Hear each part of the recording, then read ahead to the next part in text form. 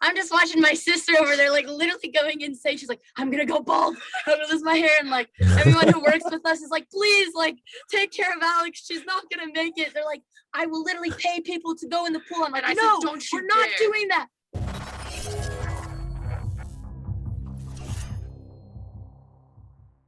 All right, what's up, guys? It's me, Justin Khan, and you're listening to The Quest. Today, I'm talking with two of my favorite Twitch streamers, Alex and Andrea Botez. Chess streamers, sisters. I've been a huge fan of them for a while. And together, they run Botez Live. As always, if you like this episode, make sure to smash that like button and subscribe. All right, here's the episode. You almost have longer hair than we do. How long is yours? Mine is like... I met one of your friends, Wen. Wen?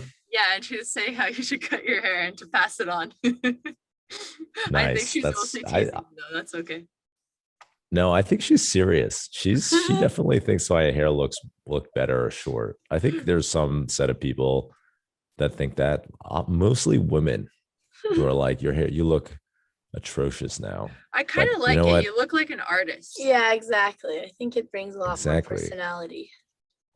Right. I'm like, people. I actually ran into another long-haired Asian guy in Venice, of course, in LA, and there's not very many. There's like that guy, and then Steve Aoki. That's it. They're very Did easy you feel to less spot. Unique? Did you tell him there can only be one and battle it out to the death? His hair was like a foot longer than mine too, and he was an amazing musician. So in the moment, I felt very inadequate. Yes, this is my whole personality is now just like I'm just like one of many.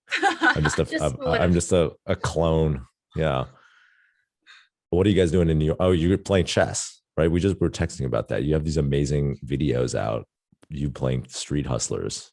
Yes, I was in New York actually for vacation, and I wanted to go by Union Square Park because first it's fun, and second I know those videos always do very well on YouTube.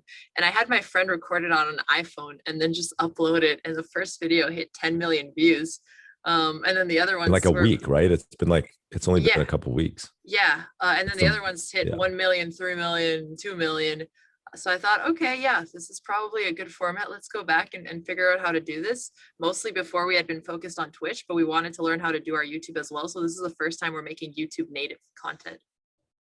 Yeah, it's crushing it. I'm jealous because, I've been grinding YouTube for months and months. And then all of a sudden how many subscribers have you grown from these Street Hustle videos? About 150. That's like my whole channel right there. You just added one Justin Khan channel. You know how it works. You get virality at some point, and then the input to output model just breaks. Yeah, it's much harder to keep up with the virality after. So we still have a lot to learn. But congratulations on 100K. I know that was a huge milestone. Oh yeah. Yeah. I was furiously tweeting it to try to get people to push me over that 100. Yeah. So I hit 100, and it's like the hedonic treadmill of YouTube never ends. There's always a greater number, right? Now I have to figure out how I'm going to get 1 million subscribers or whatever. And then it'll be 10 million, and then it'll be 100 million. And, then by that time, there will be people with like 10 billion subscribers. It's almost the same as the startup world. I think you were talking about it when you had success on your first company, then you're working on Atrium and you wanted to do it again, and it just never stops. Yeah, exactly. It never ends. So wait, what's your guys' goal now? Like, what are you guys working, or like, what are you working towards? I used to have very specific goals. But right now I just try to figure out what would be the highest leverage point. And I have kind of an abstract idea in my head, which is social capital to real capital to impact. And then I'm just trying to figure out which way to do it is the most effective. What about you, Andrea? I was going to answer for like content goals, because now that we have all these YouTube videos that we can pitch, we really want to host a bigger scale travel show where we can go outside of the US, maybe around Europe, and similar to Anthony Bourdain with his food travel show, we can do that with chess. You started getting into content, and obviously you're focusing more on YouTube. Why not Twitch stream? Dude, Twitch is a grind. I actually want to talk to you about that, because you guys are, I'll intro you before the podcast, but you guys are my favorite Twitch streamers. And we got to meet in person. It was cool. And we had actually met before that. And I'd love for you to tell us the story of that. But what I wanted to talk to you about Twitch because, and what it's like to be on the platform, because from my perspective, like people on YouTube are always like, why aren't you on Twitch? And I'm like, I like YouTube. I just record a video for, maybe it takes 20 minutes or 30 minutes, and then that gets edited down into 10 minutes of content. I used to script it, and then people were like, your script, you're clearly reading off a teleprompter. It seems like super inauthentic or whatever. And so I just like, maybe I'll have notes, but I'll just spitball, and then it gets, through the magic of editing, edited into something that is somewhat coherent.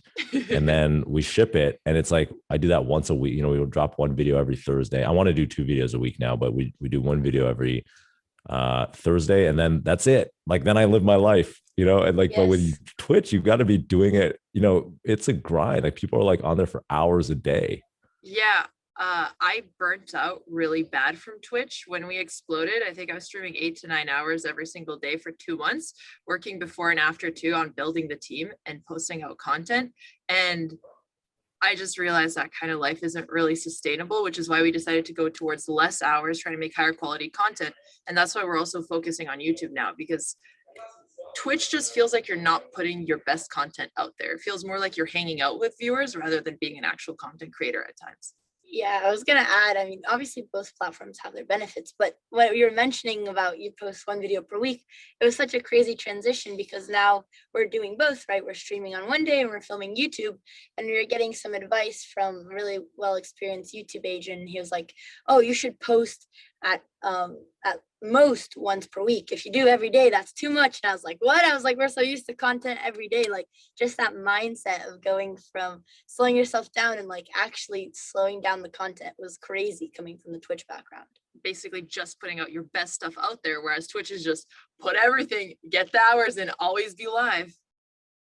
Yeah, I think there's more leverage on YouTube in that, if you have, like, I noticed that too when I launched. I did 1 week where I did 3 different videos. I tried like playing around with different formats. I have one that's like a podcast, like a video podcast with some friends of mine, and then I have one that's like I'll do like stories and then advice videos. And like that week was like they all performed worse, because I think people had they had Justin fatigue. Maybe the content wasn't the best, but if you have like something that's your one match against Russian Polly or whatever, like that's like 10 million views, right? Because like the algorithm will just show it to more and more people, and it's like not time boxed at all. Exactly. Yes. And if you're doing the same thing very repetitive, and the YouTube algorithm is going to show it first to your subscribers, they've seen a lot of it, they click through less, and they're not going to show it to more people. So you really have to be careful with that kind of stuff. Yeah, posting less actually helps you, which is crazy to think.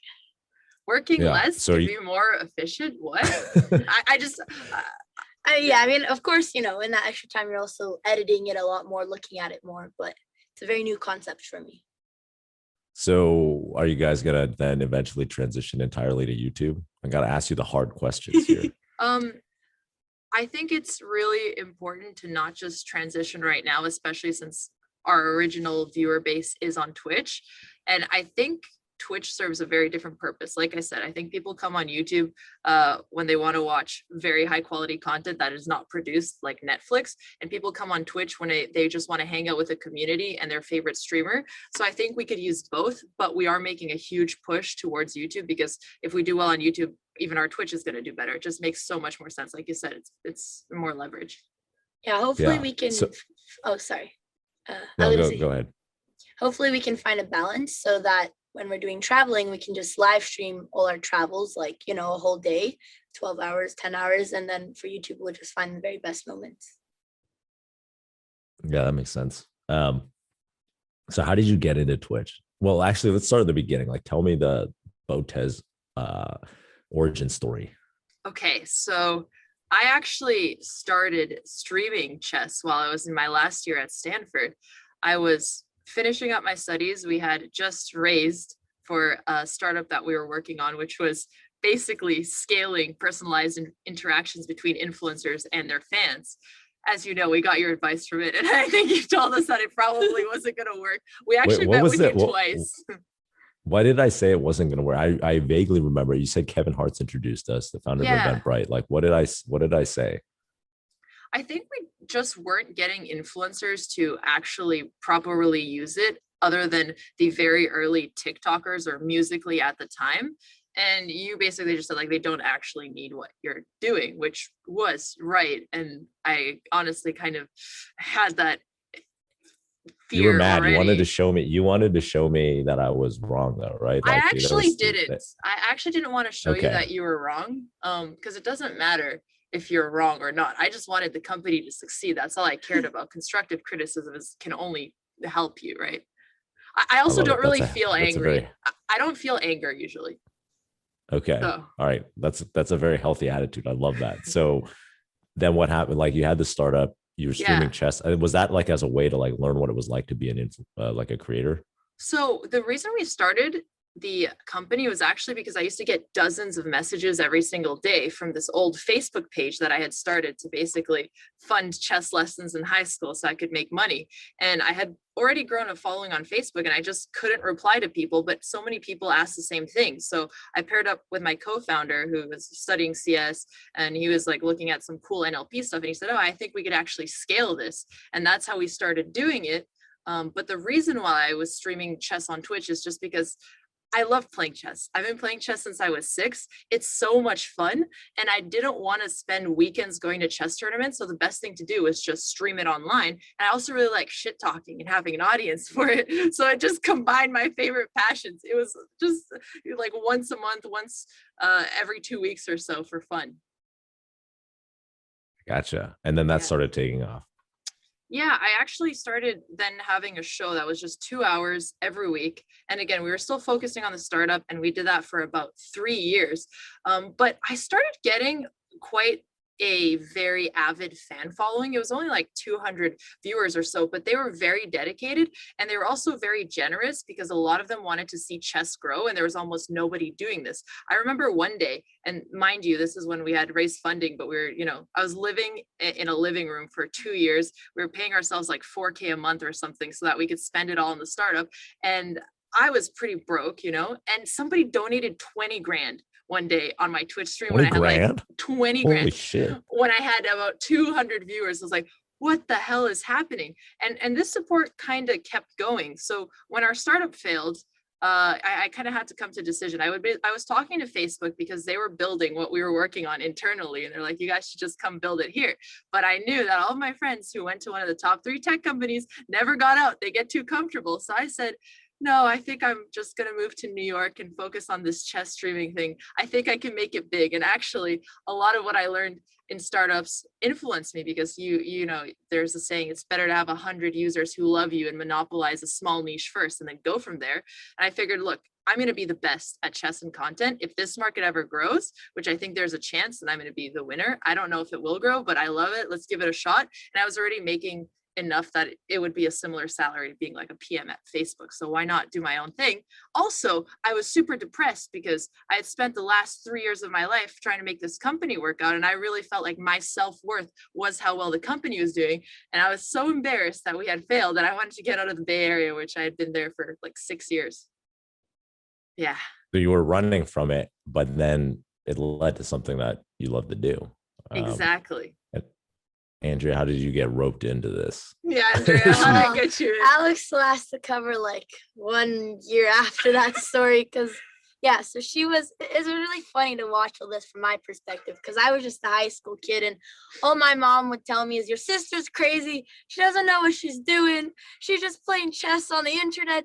I wish she'd have a real job. Why can't she go be a doctor and like help people instead? I was like, Mom, I remember when she was doing her first startup, like Fame Game, and she's texting me to share links with all my friends. And I'm like, go on there and watch some weird trivia show. And I'm like, why would anyone use this? Who cares about talking to influencers? I was like a 16, 17-year-old kid, and I didn't know much about the creator economy, of course, because, I really didn't watch any media growing up. And I was like, why would people want to talk to creators so close and build these relationships? And that was like 2-3 years before I even got into streaming. So we're 6.5 years apart. So obviously big age gap. We weren't that close until we started working together. And that was during COVID because she was forced to come live home because she had a quarantine. So finally she visits, her family which was nice. We didn't really get to see her very often. And I graduated high school a couple months early because COVID. I only had college classes. They all ended early. I was like, well, I have all this free time. So we started streaming together. Alex was at home grinding like a maniac because it was when the first chess viral boom hit. It was during PogChamps and XQC started playing chess, and Hikaru was collaborating with chess streamers. So Alex was going from like a couple hundred to several thousand viewers, and 10x our viewership then. Yeah, just during that boom, which was at the very beginning of the pandemic, which is also another reason people were more interested in chess. And since I had more time, we started doing sibling matches together, which actually we've experimented with a few months before, but I was so young and so new to the platform, like I was too shy to trash talk. And as you can tell, I'm a very loud streamer now. I was very quiet and reserved at that time. We started streaming, and then really I got lucky because I didn't have to experiment all the hard sacrifices that she had to do and just go all in on streaming when she was really small. I kind of came in at the best time. And then that's when our sibling content blew up. Then I started streaming by myself because she was burnt out, had to take a month off. So that 1 month where it was just me, like I learned a lot more. But it was really just during home. And after that summer, I decided to take a gap year from college. Well, I was supposed to be a freshman, and I said, well, this one gap year, it's a really rare opportunity. Not a lot of kids get this. It's like growing my own business. So I moved with her to New York, then moved to Austin. And now, short story, I'm on my second gap year, and who knows if I'm ever going to go to college, but that's another story. Your parents must be thrilled, Alex. They are now that we're doing well. At the beginning, they were not. Yeah, I mean, it was probably like 6 years of me doing things that they didn't approve of, but now they like it. And actually my dad is one of the top posters on our subreddit. So my parents actually really like the stream now, and they watch everything we're on now. So they really like content. Well, your dad must be super proud, right? Because he taught you guys how to play, didn't he? Yeah, he did. So he is very proud, and he loves chess, and he loves watching chess. So for him, it's been pretty cool. But my mom actually didn't like chess. I remember I used to study chess in the summer, and she'd yell, "Go make friends, go play outside." I'd be like, "No, Mom, I have a tournament." And she thought chess was destroying my life. So she actually didn't like it. She wanted me to be more well balanced. So yeah, it was an interesting tug of war there. Yeah. But I guess your dad kind of won out in the end. And he really did. Now, because you guys are like career chess players, basically chess entertainers. We're chess entertainers, not career players. But yeah, I mean, our dad has always been super involved in the chess community. Like when we grew up playing competitively, he would always travel with us. He'd be an arbiter. He knew all the players from all the countries. And then now he like watches a ton of chess, even ones with like 3-4 viewers. He's like the only one talking in the chat. He's like, "Andrea, you need to go check out this guy. He's Romanian and he's so funny. You need to collab with him." And he'll like, sometimes he finds out Twitch news before us. And he's like, "Oh, did you hear that this person got banned?" I'm like, "How did you know that?" Like he's really internet savvy, unlike our mom. So he loves to follow everything. He's always on the Reddit. He's always following the Twitch news, all the YouTube stuff. So he's very involved. It's very funny. I love that your dad is a Twitch BAU. That's awesome. He really is. Yes. Do you think chess is having a like huge resurgence right now? It feels like there's I've seen a lot of chess content, and like I watched Queen's Gambit last year. That seemed to, that was probably helped. I don't know. Yeah. How does it feel to you? So first, when the pandemic hit, I think it was in March.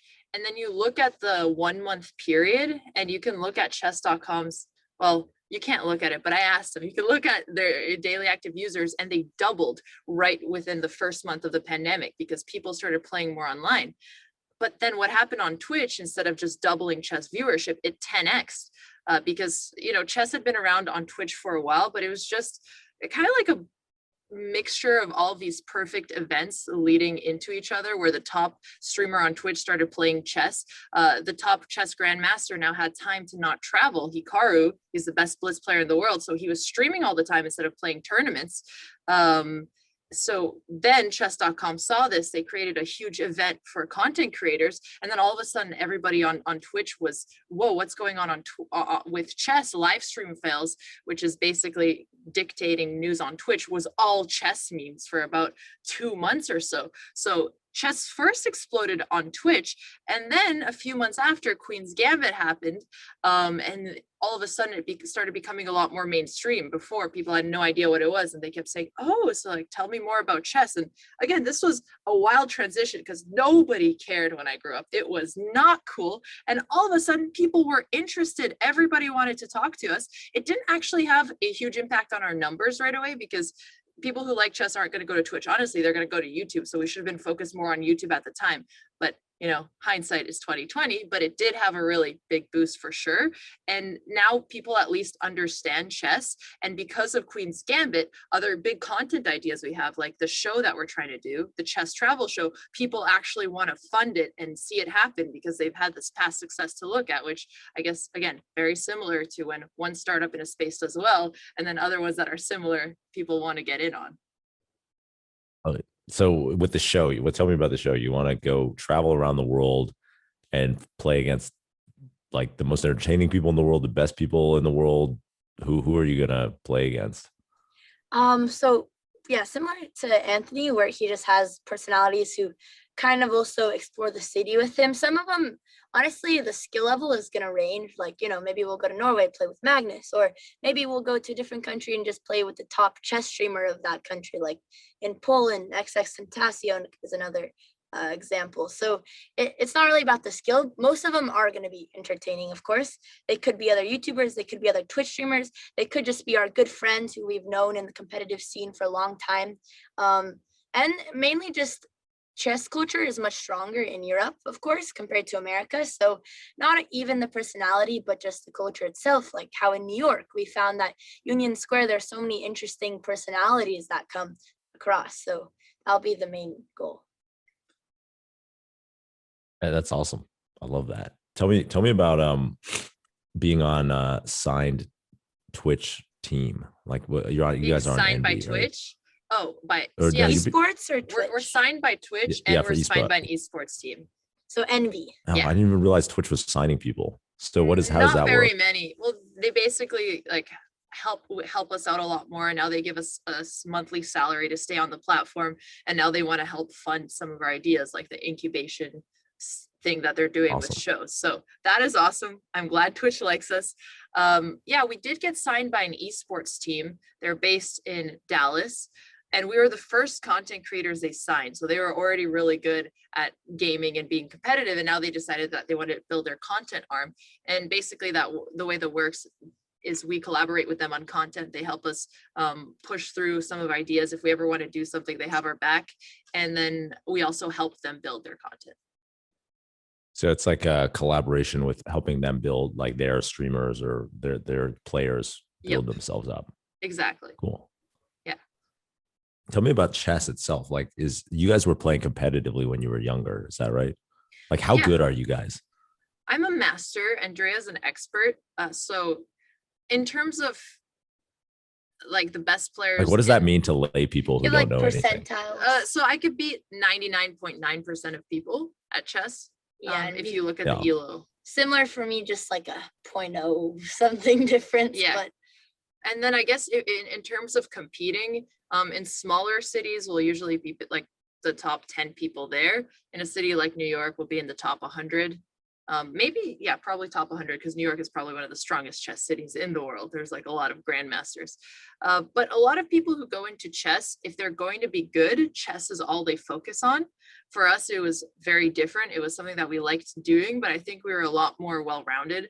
For me personally, I got a full ride scholarship to UT to play chess when I was 15, but I didn't really want to do that because it would be very limiting. I'd much rather focus on getting into a different school and have more experiences. Whereas a lot of traditional chess players, if they did want to be good, that would become their main focus. And you have to sacrifice so much to do that. And it was never that appealing for me. What about for you, Andrea? Yeah, so we both grew up playing national tournaments every year, and we won national titles represented. We were Canadian and American, so we represented both countries at maybe the World Junior Olympiad, Alex at the Olympiad, World Youth Chess Championships. So in our categories when we were growing up, we were always competing at the very highest level. But now it's very funny because when they see us online, people always ask, oh, you must be a grandmaster.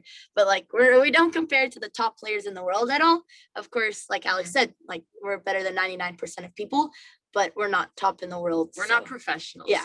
What does the chess boom look like to you from the outside? That's actually a very unique perspective from us to see. Well, I don't know. I'm like not a very good chess player. I actually did play when I was a kid, but my brothers were better than me. They like took lessons. They competed, but they weren't very good, because like, I don't know, we didn't, for me, I was like, I just like studying was not that interesting to me. Right. So like, and then also like, I'm very impatient. So I'm like, kind of like planning it, like trying to see all the ways it could unfold. It's like, it gets boring for me. So that's fair. I was never very good, but we did play when I was younger, and I like playing chess. And I actually like playing a lot of Bug House. Bug House is so fun. We'll plan a match it's for faster. Yeah, and it's like you don't have to. I feel like it's more like there's so many more things that can happen. It's like a little bit more instinctual, That's how it feels to me, anyways, as someone who's not that good. So I love my favorite format is 1 minute chess, and I also really like it fast paced because I love the adrenaline and not having to think 6 hours or so. So I feel you on the lack of patience. Yeah, before I got into Twitch, I was used to playing like 3 to 4 hour games every weekend, 5 rounds per weekend. And then pandemic happened, and now I've become a little bit of a degenerate chess player, and I'd play, there was months and months where I'd only play 30-second and 1 minute chess. Well, that's because we had this crazy bet where if we didn't hit our all-time rating high, I was going for 2,500, Andrea's going for 2,300. We had to shave our head. We'd go the bald. And I've never had hair shorter than here. I honestly thought it would be great because people like to watch me suffer. They like to see something on the line. But it was the last day that I pulled it off. The week before, I was so nervous. I couldn't sleep anymore. I couldn't think about anything else. I was just thinking, bullet, chess. On the last day, there's like 25,000 live people randomly watching the stream to see if I'm going to lose my marbles, just lose the bet and have to shave my head. It was terrifying. I ended up somehow pulling it off, but I'm never making a dumb bet like that again. Not worth it for the content. I reached my rating goal like 1 to 2 weeks before the timeline, and then I'm just watching my sister over there like literally going insane. She's like, I'm gonna go bald, I'm gonna lose my hair, and like everyone who works with us is like, please, like, take care of Alex, she's not gonna make it. They're like, I will literally pay people to go in the pool. I'm like, no, we're not doing that. And oh my god, like everyone was going nuts. I was very concerned for her. I really didn't know if she was gonna make it. Threatened to quit if I do anything like that again because he was getting too much second-hand stress. That's amazing. Anything for the views, I guess. I'm glad you didn't have to shave your head though, because now that I have long hair, I've realized what an investment it is. This is like 2.5 years, right? Exactly. And it wasn't even for the views, but when you're playing online every day, we're very competitive, right? And when you're going and you're streaming and you're just playing in the pool and you don't have like a competition or people you're really motivated to beat, it's very different. But when we had something, unfortunately, we get very motivated by fear. So that just made it a lot more fun for us. Yeah, usually when I'm motivated by fear, I feel like I can accomplish anything. So that was the impetus behind this bet. Well, you did. So you made it. Before I had bet my eyebrows for a blitz bet, and I pulled that one off as well. So I was like, okay, like what's next? I guess hair. And I'm like, okay, next thing I guess I'm like donating a kidney. Let's stop. I'm done. I'm not. We actually. I know. Well, one day we were really into these bets, and we're like, okay, what is the next insane thing we could bet? And we're like, the channel. We're like, if we don't do this, we're gonna play DMCA music till we get striked and the channel gets banned. As in, if we didn't reach our goal, and that was when our assistant actually threatened to quit if we would do that. So we stopped gambling and putting really high stakes bet. But we would have made it anyway, so it wouldn't have happened. But when you would. playing more though, you were trying to reach an all-time rating high, right? So like, doesn't playing more, isn't that risky because you're like your losses will affect your elo, right? Yeah, I mean, I had huge swings. Yeah. And that would be really tough. And then also like in the 5th hour of playing chess, you start getting a little bit tired, but you can't think of anything else because you're obsessed with this rating goal. You'd get really tilted. Like I would play for like 2-3 hours just to grind like 50 rating points, and then you get a little bit of confidence. You're like, yeah, like, you know what, why don't I shoot for 100? And then you lose like 100 points, and the next morning you have to do it all over again. And it was literally that for weeks and weeks. So it was a lot of grinding, but bullet is a lot of reflexes too, because it's really fast, and honestly a lot of it is pre-moving and flagging, which is beating your opponent on time. So building those bullet reflexes over time was also important, and learning to not get upset or get nervous, just turn into a full robot and play the game. Play rage chess, or you'll lose all your rating points. So much rating if I which ever we did did that. a lot. That's amazing. That's so yeah. I love that. I know you're really focused on health. So this is not something this is that the opposite. I remember like it'd be like 1 a.m. and I would go out, like I'm like sleeping, and Alex is just sitting there in the dark. All I see is like the computer screen on her face. She has like her headphones, just like bopping her head to intense techno music, playing Bullet in the middle of the night. Like, yeah, it was very intense. In the past. Yeah. Now we went over that. And again, we're actually focusing on things that make sense. But viewers probably loved it. I'm sure they loved watching it. They loved it. They did.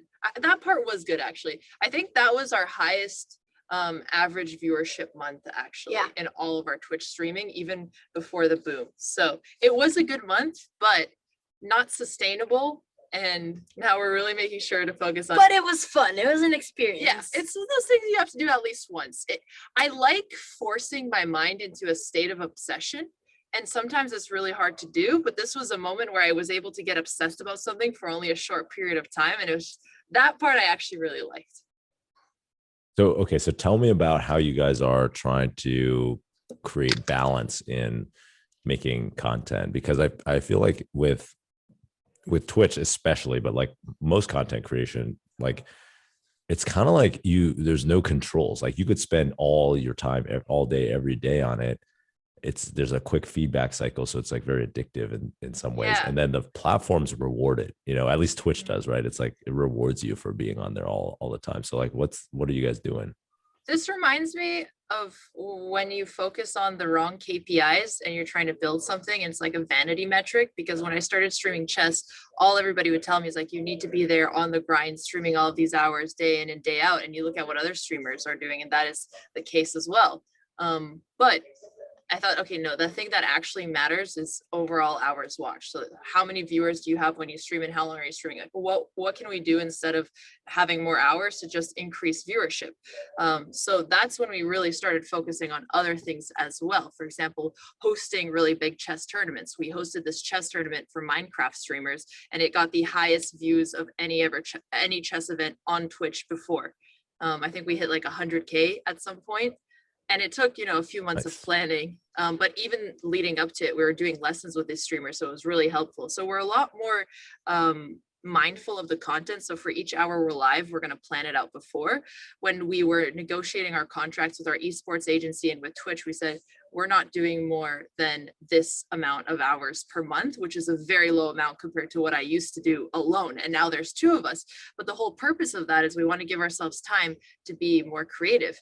And I'm even at the point where I would rather even renegotiate how many hours we're doing live, so that we could focus more on what's actually going to grow us, and not let any kind of distraction like, oh, you have a contract here, you have to do these hours. No, if these hours are not as efficient as focusing on YouTube and then promoting things on Twitch, I'd rather do that, because that matters way more. So we are balancing the way we do content, and that's why we're switching from live content to VOD content.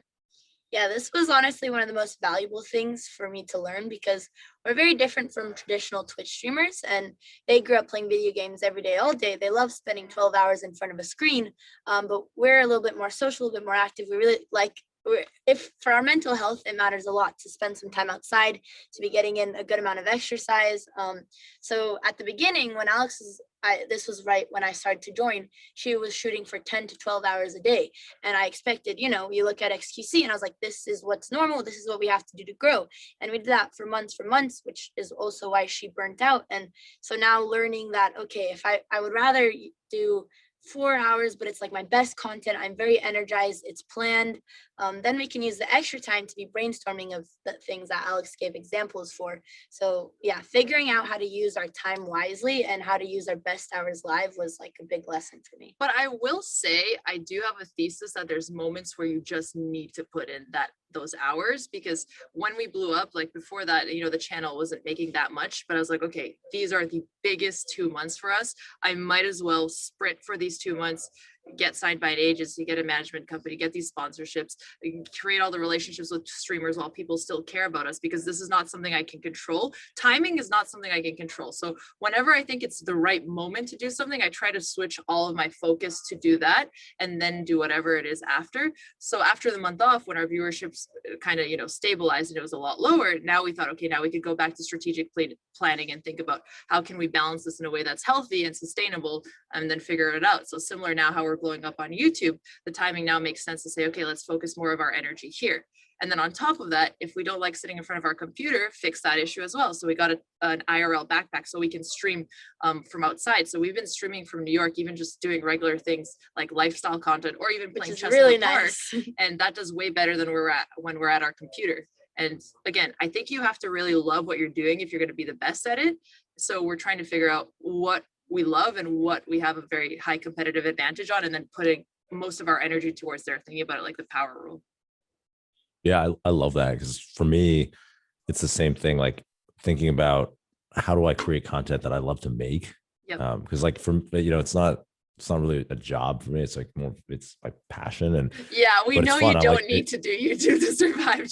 No, you're saying you're not doing this to make a living? What? Oh my goodness. No, I'm not making a living. I've made $400 on AdSense last month. Don't spend it all in one place. Yeah, you better be very frugal with that. Yeah, exactly. I've got to have to pay my mortgage somehow.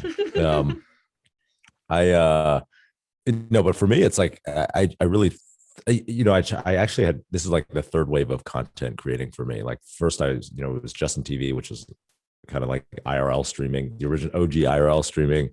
And that's how we launched Justin TV, which turned into Twitch. And then for a while I was like making Snapchat stories, like in 2016 about. Oh, I remember Whale. I actually looked at that as well.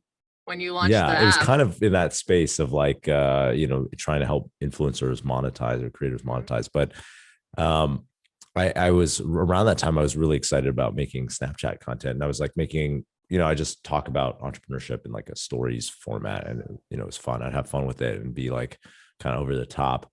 But then I started like getting obsessed with growing, and I was like, how do I grow? Like it hit a plateau, right? Like I think there was like 10,000 views a story or something like that.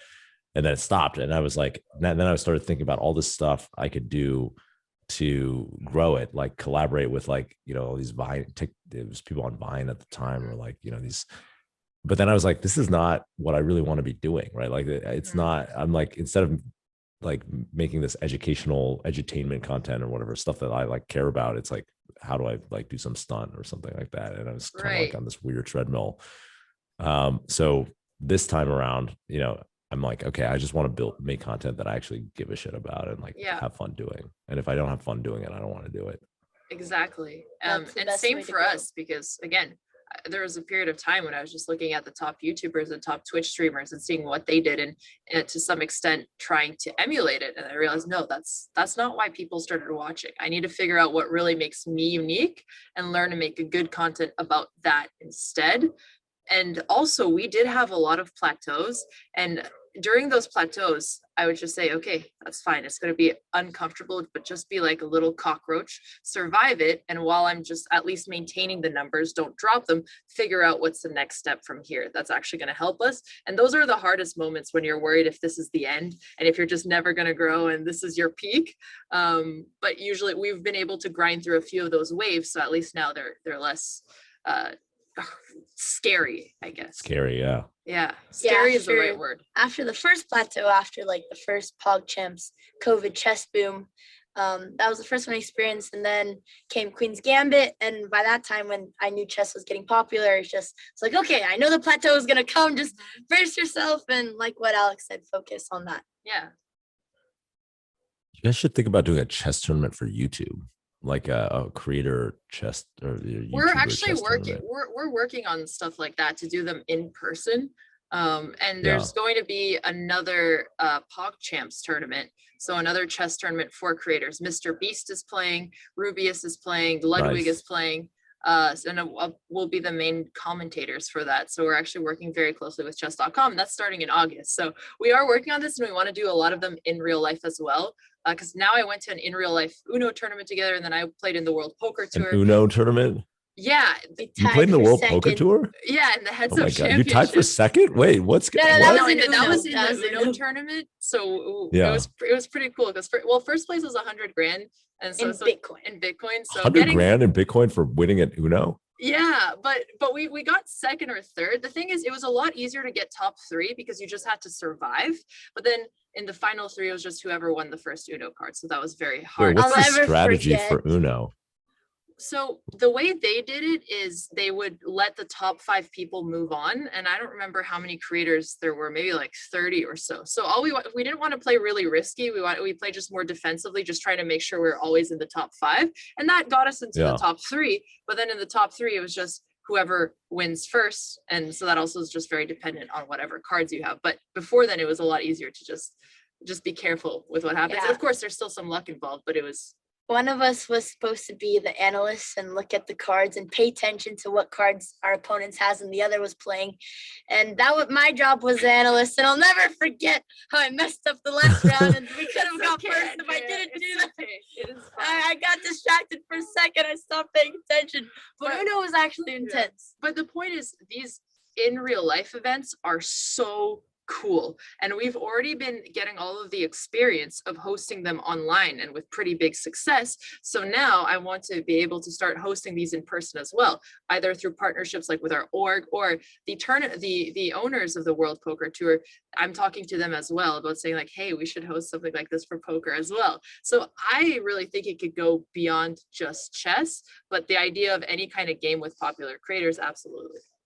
Yeah, I want to play in the influencer poker tournament. That would be awesome. Yeah. Do you like I guess you guys must like poker. I really like poker. My dad taught me when I was young. He didn't teach Andrea because she was smaller. So now I'm teaching Andrea how to play poker. We have a tournament in like 2-3 weeks where I played for my first time like last night, but hey, I didn't lose any money, and surprisingly, she lost money. So I lost been money practicing because for I that was in 2x August. my buy-in at the end, and my friend said, do you want to go all in on a last hand? And I'm not one to say no when my friend wants action. So I said, sure, why not? But So yeah. that was a 50-50, Nice. but that's not what happened. Okay, well, you still lost money in the end, and I didn't. No, so. you're right. You're the best. Thank you. go, sister. No, she's like, Andrea, like you can't come to this poker tournament if you never played. You need to practice. So I tried studying the cards, and she intimidated me a little bit because we are going up against pros, which is pretty fair. But I really like poker. I'm excited to play a bit more. But All right, we I will wanna play in invite the you to. tournament.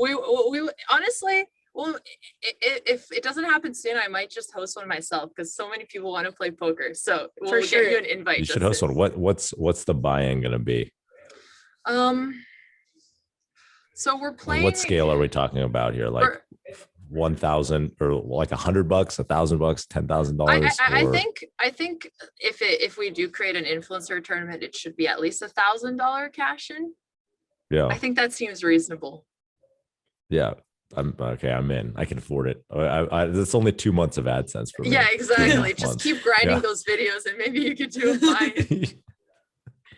That'd be awesome. I was playing for the first time last week, and I was like, I forgot how much I love poker. Probably just because I had like an amazing.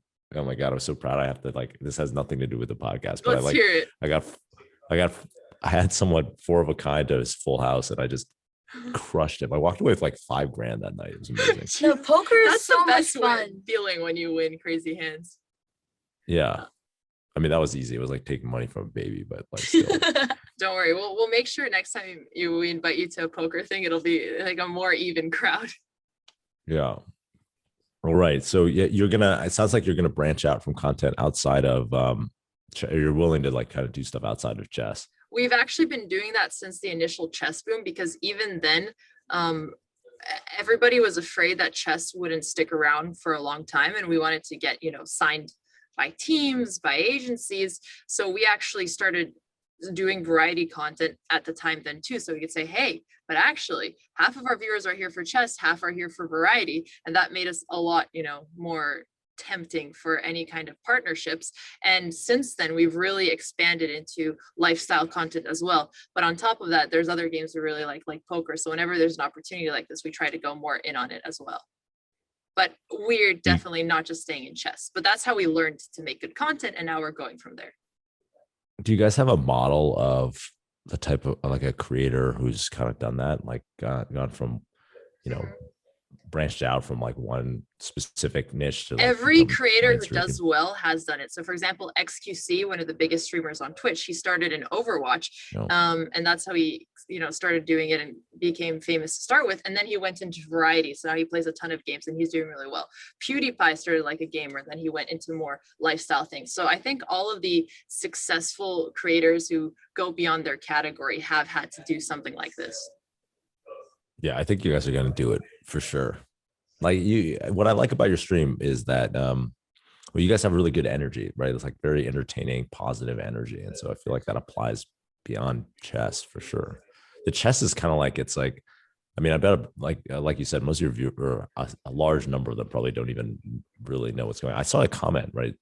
Did we just talk about that? Or did I see that on Twitter maybe, that of like someone who's like, I don't even understand like what's going on with chess, but I love this video. Like yeah. on the Chess Hustler video. I kept getting videos like that. Like, I just watch Chess Hustlers play. I have no idea what's going on, but it's so entertaining. Yeah, I mean, it's crazy. We've been in Union Square Park playing chess for like the last 4 days since we flew to New York, and we've met so many fans. Like, I've never met so many in one place. And they're like, yeah, I saw your video and I've been coming here and playing chess because of it. And now you guys are here. And they're just explaining, like, it's simply just seeing us play makes it so much fun. And now they're going and trying it out in person, which is crazy. But it does matter that it's chess and it's something we're good at and not just some random game, because then we have a little bit more authority. And for a lot of people, they've said is before they used to see chess as something really competitive, not fun. But then when they saw it's actually a social thing you could do with your friends, and were able to see the part that we love the most about chess as well, then all of a sudden they became interested in it also. Yeah. That makes sense. So are those street hustler guys like really good? Like what level are they at chess? Yeah, so they're, the best one is a master. I did lose a game to Russian Paul, and he's beaten grandmasters before, so he can actually hustle people if they don't take him seriously. So they are pretty good, but any kind of competitive or professional player should win most of the games. Yeah. Although again, if grandmasters don't take them seriously, they can lose. If it's the best hustler. Actually, there was a hustler there who was like, oh yeah, I played Magnus Carlsen, I played Hikaru, I actually used to teach Hikaru. So some of these hustlers are incredibly good. But it's a very interesting format because street chess, they don't have ratings. They've never played in any tournaments. But actually a lot of them have. A lot of the ones that I talked to never played tournaments. Interesting. So but we played a lot of different people. Yeah, they like it's why aren't they in the mainstream chess system, like playing tournaments or like how do people become a chess street hustler? They probably make more money doing street chess. There's no money in tournament chess if you're not a top 50 Alex player. says it's like being an artist pretty much. Starving and doing it for passion. Yeah, which is why Twitch was so crazy, because that was like, and that's why even some of the top world players were a little bit upset about the boom, because they dedicated their life to chess. And then these people who are, amateurs compared to them are going and making 10 times more than they are playing on the internet.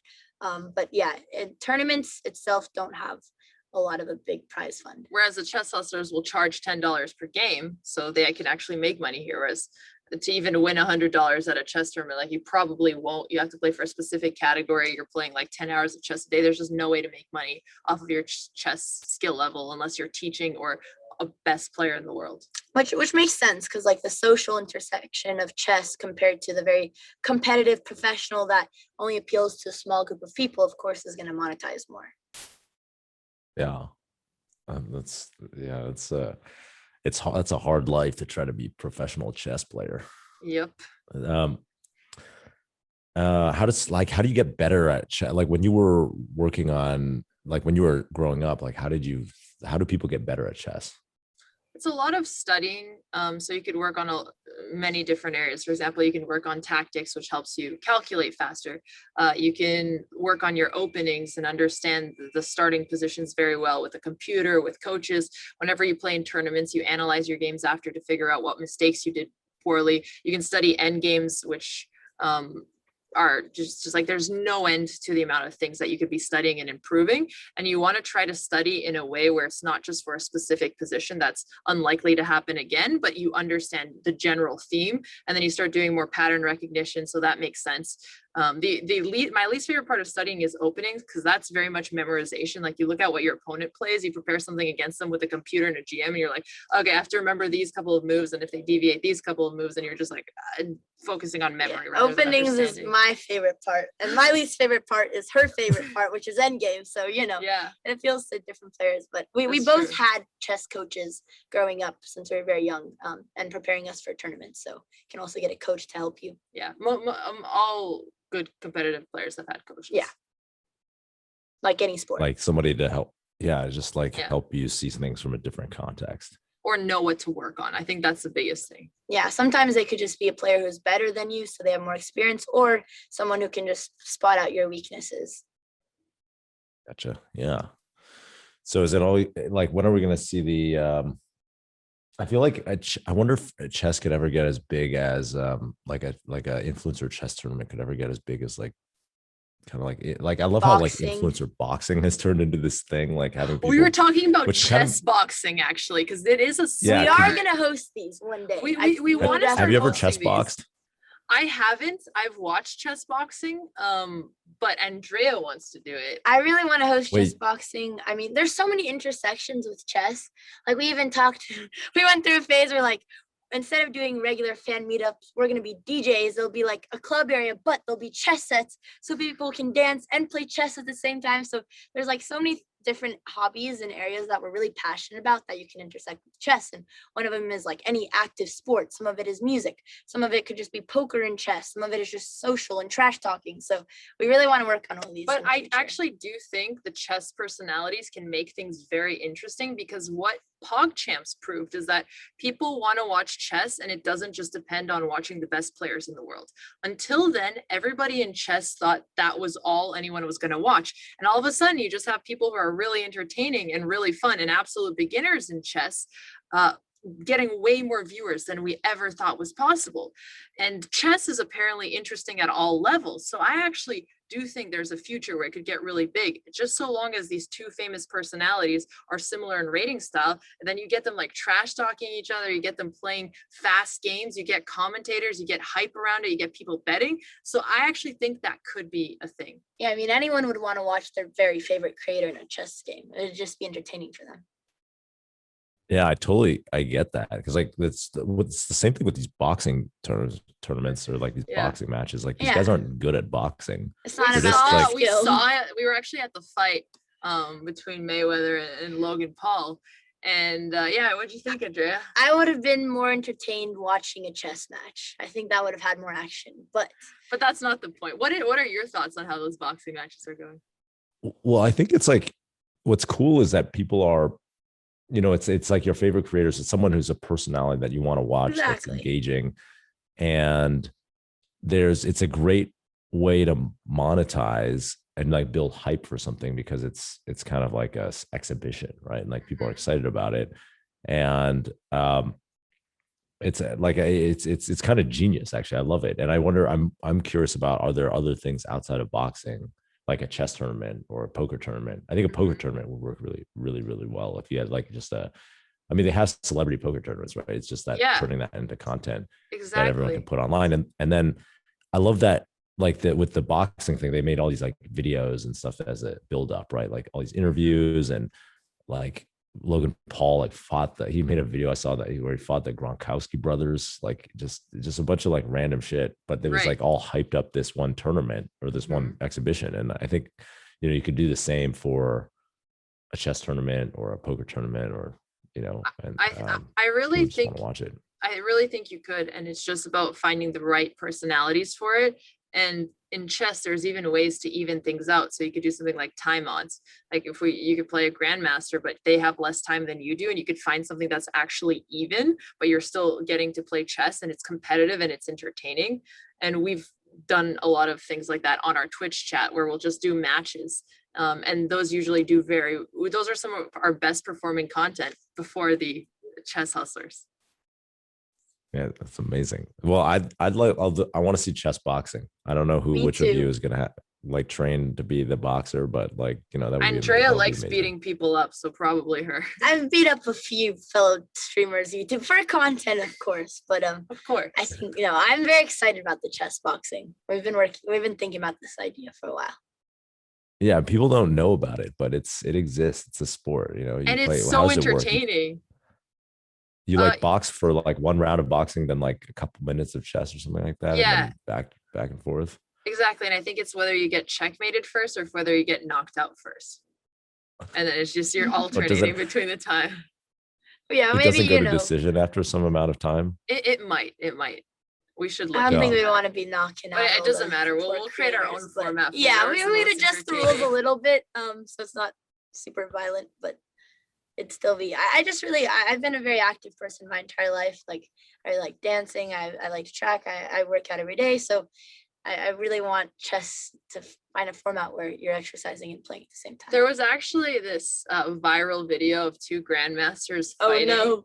That was kind of exploding on the internet for a while, and they were fighting outside because they got upset over a blitz game, and that created a lot of hype as well. But I think we just need to organize something now to make it chess real. Boxing, if you just pair up two like chess grandmasters, is very entertaining at itself watching them fight. But yeah, there's also the creative version, which would be kind of similar. Anyway, we got too excited about this idea, but it's a great suggestion. Yeah, I love it. Chess boxing. Amazing. All right, that's mostly, I feel like that's all the questions I had. I'm curious, what are your goals with what you're doing with content right now? I know you love doing it. Is it more of a hobby, or is it something that you have a very specific goal? Yeah, it started off as a hobby. Actually, what happened was I started creating this podcast. Actually, well, yeah. So I went on a podcast. Michael Seibel, you know, YC. Yeah, he was my partner CEO. in YC. Yeah. Okay. So Michael was like, you should. He wanted to do a podcast because, and so I joined him for this podcast, and then I was like, oh, that was pretty fun. Like I could just have my own podcast, and so I started it as a way to really just have conversations with friends of mine. And like because when do you have the opportunity to have a conversation where you get to know someone, like and you're just asking them questions? Like in daily life, that doesn't happen very often. And so for me, it was like a vehicle to do that. And then I was having fun with it, but I said, I'm not going to promote it at all. I'm just going to release my podcast. I'll put it on my Twitter or whatever, but I'm not really going to try to market it because I want to know that I'm doing it for intrinsic reasons. Like I want to know that I'm having fun with it. Like it's like something I just like to do for myself, you know? Mm-hmm. And so after the first couple of months, that's what happened. Like I did it and I was like, oh, I'm really enjoying this. And so then I was kind of like, oh, I should find someone to help me promote this because I know nothing. I'm like terrible at promoting things online. And then I ended up posting on this Discord server called Gen Z Mafia to like, looking for someone. Yeah. I was like, hey, I'm looking for someone to like help me promote this. And I did end up hiring someone, but I also got a message from this woman, Jen, who's like, who she was like, you should make a YouTube. Basically, it was like, I'll help you with the podcast, but you should make a YouTube. And I was really skeptical at first. Like I was kind of like, I don't know. Like, I don't know anything about filming content and like making like editing. And she basically said, I'll do everything. If you just buy a camera, record yourself, I'll do like all of the work. And so I was like, okay, I'll try it. I did that. I bought a camera. She basically told me like, here, tell this story. And then I like told the story. She edited it to make it like actually good. And then we launched a few of them and they started working really well. Like they got, it's no chess hustlers in the park, but I have one video got like 450,000 views. I saw that. And so, yeah, so I was like pretty excited about it, got a lot of positive feedback and just started making different kinds of videos. And now I'm like super stoked about it. So my goal is what I really appreciate is I love getting positive feedback You from did the talk about that in audience. one of your YouTube videos, how you really care what other people think of you. Yeah. So I, when I was younger, I always cared what people thought. And I was like, always wanted to be popular because I was like kind of an outsider, you know, it's like felt like a reject. Understood. Yeah. And then now I just love people's like when they feel like they got something, like, you know, I'm kind of making the content for like the 22-year-old Justin, right? Like the Justin who was like wanted all these things in the world and like didn't know how to get them and was like maybe like very dissatisfied in a lot of ways. So I'm trying to make content for that person and like teach them the lessons that I, you know, 15 years later or whatever learned. And so I get pretty regular positive feedback when people are like, I was going through a tough time on my startup and I watched your video about failing. And then I've, you know, implemented some of the things you talked about meditation. And now I feel like a lot better. Right. And so things like that just kind of make my day. So the goal is just continue doing what I'm doing, and I would like to grow it. And then the other part is I do think it's actually good from a, you know, you were talking about this earlier, like an economic, you know, side. There's this, it's really powerful to have this platform. I think that we're just scratching the surface on creator businesses and like how Creator creators economy. monetize. And you could see that with Yeah. how big the creator economy has gotten in terms of Yeah. people investing in it, creating companies. Yeah. And there's like, you know, YouTube is paying out like billions of dollars, and Twitch, I don't even know how much Twitch is paying, but like, you know, the streamer, the video companies are paying a lot in direct payments, but then the downstream monetization, I think is huge, you know, like, and we're just scratching the surface. Like people are creating like clothing lines, or, you know, they're selling hoodies and stuff like that. And that's like one thing, but then I think there's going to be so many more interesting businesses that come out Yeah. of it. You know, like the People YouTuber building- fights is an example. Yeah. No, for But like, sure. yeah, people building businesses. Yeah. Sorry, go ahead. I was going to say, it feels like now if you're a creator, you're building distribution first, and then you could do something after. So you're kind of reversing the order for what we saw with traditional businesses or startups. Yeah. And I think for me, it's kind of like the venture. You can think of the whole thing as an advertisement for my venture business. Like I didn't really start it that way, but I've had a lot of people say, wow, you know, I really resonated with something that you said on your podcast or on your videos. And so I really want you to be involved in the company, you know, and so that's a way that, you know, you could think of the whole thing as like a marketing engine for my venture capital business. But as you start thinking about it like this, is it still something you're passionate about? That's a good question, right? Like, does like figuring out how to make money from it, like take away from it? I just like I just want to make videos that I like to make. And for me, that's, you know, turned into, it's like, I love storytelling. Like it's probably like my my one superpower is like telling stories and catalyzing people to do things. So just telling stories about things that have happened in my life. Like I really enjoy that. I love riffing, like doing like kind of advicey, like fun advice, like videos where I'm just maybe I'm with a friend of mine, or maybe just on my own, and I just like talk shit about some topic and like, here's what's happened to me, and just try to be authentic about it. And those are the things that like I really enjoy doing. I think that, you know, I want to make sure I often think about like, oh, I don't want to get sucked down the rabbit hole of doing videos that, you know, I just think it'll pop off, like it'll be a great for views, but it's not something that I would do normally, you know? So that's something I think about a lot. Yeah, that makes sense. And that's how I initially started. But now I guess I'm a professional content creator. And at some points I start just turning into content brain, where I do think about the numbers, but I try to think about the numbers in areas that I like. And that's been the way I've been able to find balance, because I just know that if I don't love it, I'm going to burn out and I'll also be less good.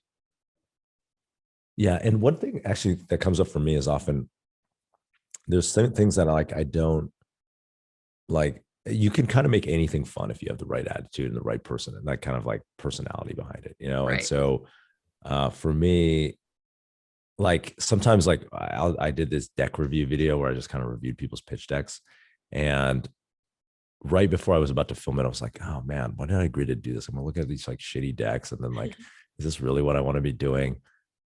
But then when I started doing it, I was like, you know, there's a way to make it fun, like record it, like, and I just like, have a good attitude about it. And that's what I found is true in like most of life. And so I try to bring that mindset to whatever content, I'm trying to create. And I like that. Yeah. I really enjoyed that video where you're roasting pitch decks. We're going to do another one I'm going to record it tomorrow with Gary Tan. Like, Oh, that's Oh, awesome. I love Gary is also Yeah. putting out a ton Yeah, of content there he had from a really the good- investor side. I've been enjoying his videos and his writing. yeah, he was my inspiration. Well, one of them. I'm like, yeah, Gary's great. And he puts out a lot of positive content. It's Yes. great. Cool. All right. Well, thanks for coming on. I don't know. Like that. Thanks This for is amazing. having You us. guys, This was you guys are super my fun. favorite. Yeah, I mean, I listen to your podcast all the time. Like, I'm a 19-year-old, like learning about entrepreneurship and stuff. So it's awesome to talk to you. I love what you put out. I love your positive message. So thank you for having me.